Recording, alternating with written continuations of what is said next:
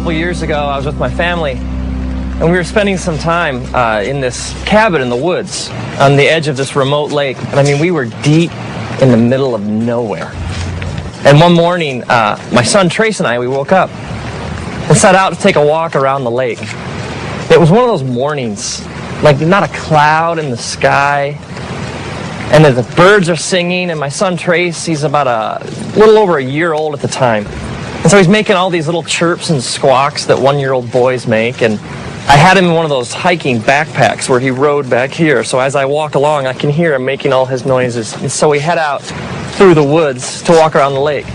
And it's just one of those, you ever have those moments, like, if you could just freeze them? Just so beautiful.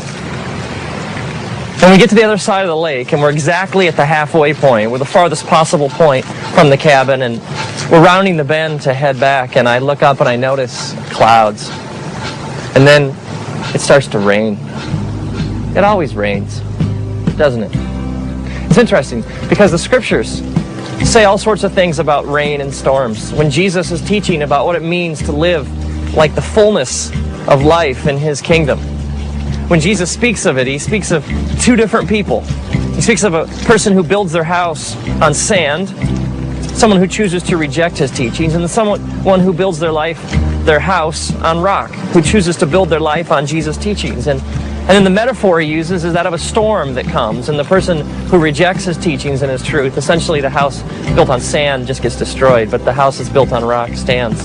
So this idea, Jesus says, when the rains come, it's not like they might, they do. It rains in our lives, a lot. At first, there's a drop here and a drop there, and so I put Trace's hood over his head. But what I didn't know was that he pulled it off. And so gradually the drops, they get bigger and bigger, and they fall faster and faster. And in no time, it is pouring. I mean, the kind of rain that just soaks, it plasters your hair against your head, and the kind that just drenches your clothing. And at first, Trace, the thunder and the lightning, he's okay, but as it picks up and it gets louder and louder and the wind becomes more intense and the trees start to shake, Trace becomes more and more agitated. I can feel him, like on my back, and at first he starts to whimper, and then he lets out kind of a little shout here and there, but in no time, Trace is shrieking at the top of his lungs. I mean, the wind is blowing, it's thunder and lightning, and we are just getting plastered with this heavy rain, and the trees are no longer providing any shelter. And Trace, just from like deep in his being, starts to yell and cry so loudly and with such passion and terror in his voice. It's interesting, because if you take like the word cry and you search the scriptures, you find this word comes up over and over again. Like even the book of Psalms, just the book of Psalms. If you're like start reading through, it speaks over and over and over again of crying out to God. And God says these amazing things, like he says, when you cry out to me, I listen. He even says, I cannot ignore the cry of somebody who's afflicted. It's like if I'm hurting, lost, soaking wet, scared, confused, God says, you cry out and I hear. God even says that when you cry, he's close to the brokenhearted. He's close to those who cry out and admit they're scared, lost, soaking wet, and confused.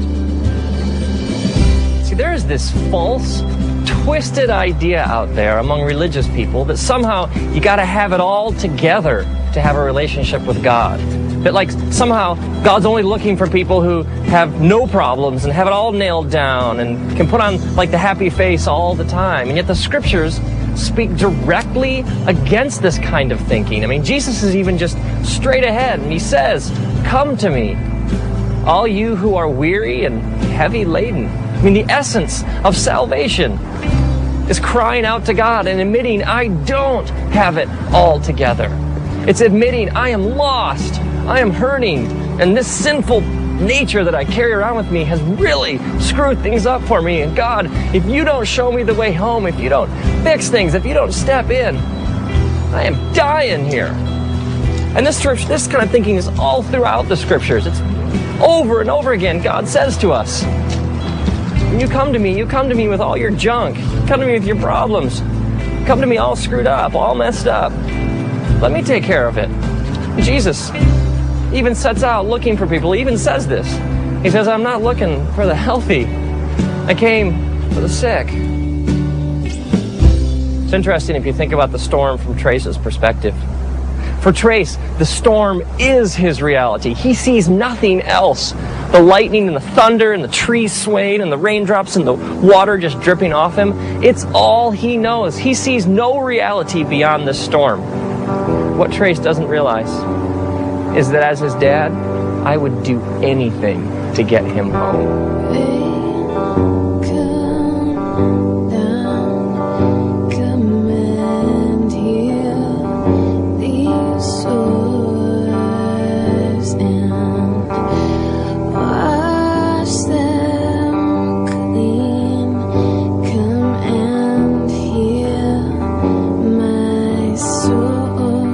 So at this point, Trace is shrieking at the top of his lungs in stereo right behind my head.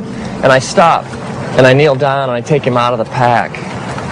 And I pull him close to my chest, and I wrap my arms around him. And I hold him so tightly up against my heart. And for the last mile of our walk, the entire time, I bend over and I whisper into his ear over and over again, I love you, buddy. We're gonna make it. Dad knows the way home. We're gonna make it. I love you, buddy. And over and over and over again, through the storm, I carry him home, clutched tightly against my chest, whispering, I love you, buddy. We're gonna make it. Now imagine if, like, years later, Trace is in therapy or something, and he drags up this repressed memory of the walk. And he comes to me and he's like, Dad, what'd you let me go through that for? I got all this junk inside me. I thought you loved me. How could you have exposed me to something that horrible, that storm? I mean, why didn't you protect me? I would be crushed. Because for me, that walk was one of my deepest, most intimate memories of my life with my son. I wouldn't trade that experience for anything. Maybe you're bitter or you got all this anger inside because of some things you've been through, some storms in your life. And you're wondering if he really loved me, if God really was there, he wouldn't have let me go through that. And maybe God is saying, no, man, don't you understand? I got to hold you tight. And I got to remind you over and over again, I love you, buddy. As it says in the scriptures, the book of Deuteronomy, chapter 1, God's reminding his people of how good he's been to them. And he says, remember, I carried you like a father carries a son. And now, may you, when you're soaking wet, lost, hurting, and confused, may you cry out, and may the creator of the universe take you out of your pack. May he hold you tight up against his chest. May he wrap his eternal loving arms around you, and may you hear him whisper, I love you,